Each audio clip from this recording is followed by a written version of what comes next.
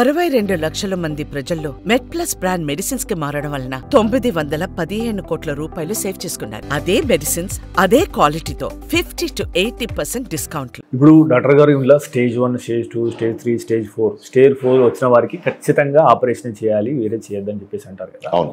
So మనము PRP వైద్యం గురించి కొద్దిగా అవగాహన పెంచే ప్రయత్నం చేద్దాం. దీని గురించి వివాదం నడుస్తుంది. కొంతమంది వైద్యులు 4th స్టేజ్లో ఇంజెక్షన్ వేస్తున్నారు అంటే అది అనవసరము, డబ్బులు అనేది దండగా చేసుకోవడమే అని చెప్పేసి చెప్తుంటున్నారు. సో అసలు పిఆర్పి వైద్యం అనేది పనిచేస్తుందా? ఈ సైంటిఫిక్ ఎవిడెన్స్ ఉందా? ఒకవేళ ఉంటే ఏ స్టేజ్ వరకు వేసుకోవచ్చు? దీని గురించి చెప్పండి. పిఆర్పి అనేది మెడిసిన్లో చాలా రోజుల నుంచి యూజ్ చేస్తూ ఉన్నారు. అంటే స్పెషల్లీ హెయిర్ ఫాల్ కొరకు, హెయిర్ ఫాల్ ప్రివెంట్ చేయడానికి చేస్తారు. స్కిన్ కండిషన్స్కు స్పెషల్లీ కాస్మెటిక్ సర్జరీలో చాలా యూజ్ చేస్తారు. రీసెంట్లీ ఎలా అంటే ఆస్టియోఆర్థరైటిస్ కూడా కొంతవరకు పనిచేస్తుంది అని నిరూపించబడింది. కానీ ఇది ఇనిషియల్ స్టేజెస్లే. ఎందుకంటే ఆర్థరైటిస్ స్టేజ్కి పిఆర్పి పనిచేయదు. కానీ ఎప్పుడైతే కార్టిలేజ్ డ్యామేజ్ ఉంది, ఇనిషియల్ స్టేజెస్లో అంటే స్టేజ్ 1, 2లో వేరే ప్రాబ్లమ్స్ లేవి, కార్టిలేజ్ కానీ లిగమెంట్ ప్రాబ్లం లేని వాళ్ళకు ఈ పిఆర్పి కొంతవరకు పనిచేస్తుంది.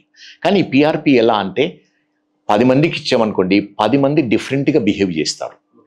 సో ప్రిడిక్టబుల్ రిజల్ట్స్ ఉండవు. మీరు అన్నట్టు పిఆర్పి చాలా హైప్ అవుతుంది ఈరోజు రేపల్లో. ప్రాబబుల్లీ ఆర్థోపెడిక్ సర్జన్ ఎవాల్యుయేషన్ లేకుండానే పిఆర్పి వేరియస్ స్పెషాలిటీ వాళ్ళు ఇస్తూ ఉన్నారు. అది probably not very appropriate. Stage 3లో 4లో ఇవ్వడం అనేది ఇర్రిలవెంట్, ఇవ్వకూడదు. ఎందుకంటే స్టేజ్ 4 వాళ్ళకు ఆపరేషన్ అవసరం ఉంటుంది. ఈ ఇంజెక్షన్స్ వల్ల ఓసారి ఇన్ఫెక్షన్ వస్తుంది. అందుకని ఇన్ఫెక్షన్ వచ్చిన తర్వాత నీ రీప్లేస్మెంట్ చేయడం అనేది వెరీ డిఫికల్ట్.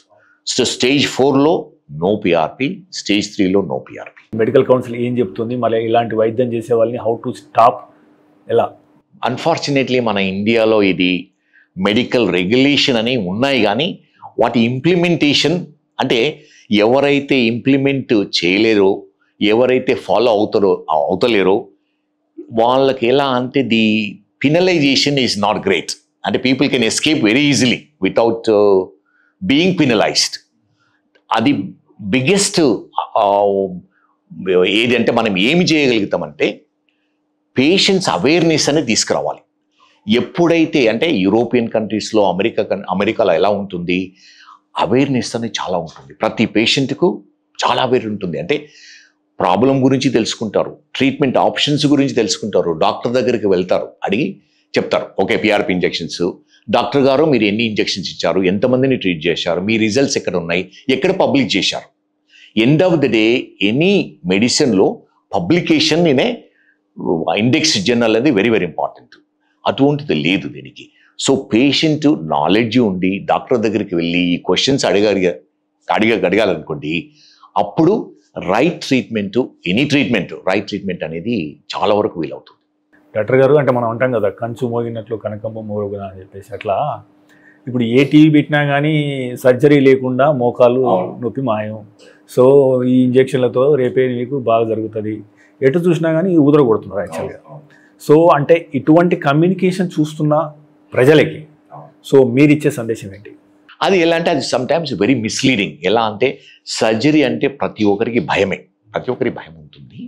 అంటే ప్రతి ఒక్కరు ఎలా అంటే సర్జరీ లేకుండా ఏ విధంగా ఉంటుంది అనేది. ఈరోజే నేను ఒక పేషెంట్ చూశాను, కలకత్తా నుంచి 70 year old, అన్ని ప్లేసులు తిరిగాడు. సివియర్ ఆర్థరైటిస్ ఉంది, ఆపరేషన్ అవసరం ఉంది. అంతా ఎక్స్ప్లెయిన్ చేసిన తర్వాత డాక్టర్ గారు ఏమన్నా చేయండి, తక్కువ చేయండి, కానీ సర్జరీ మాత్రం వద్దు.